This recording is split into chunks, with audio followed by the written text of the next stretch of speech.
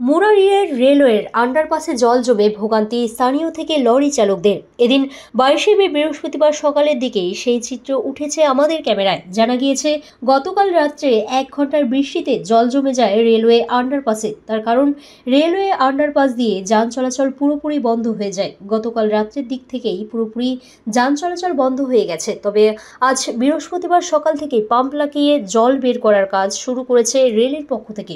কতটা সমস্যায় পড়েছে লরি চালকরা, শুনুন তাদের কাছ থেকে। কাল থেকে দাদা 9টা থেকে। কাল রাত 9টা থেকে কেন? এই যাবে যে পানির জন্য। জল জমে গেছে তার জন্য? কোথায় যাবে? যাবো আমরা পাকুড়। পাকুড় যাবে? কোথা থেকে আসছো? আমরা মোল্লা করতে আসছি। পানিটা বার হবার ওভার কোনো রাস্তা রাখেনি।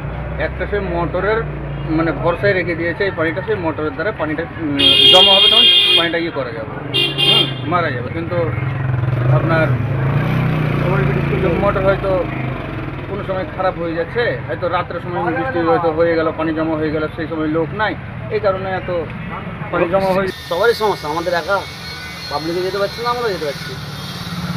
মানে কি হলে সমস্যার সমাধান হয়? তবে আন্ডারগ্রাউন্ড জল বার করার চান্স নিতে হবে কোনো দিক দিয়ে। জলটা বার করতে হবে, না হলে কি করে গাড়ি?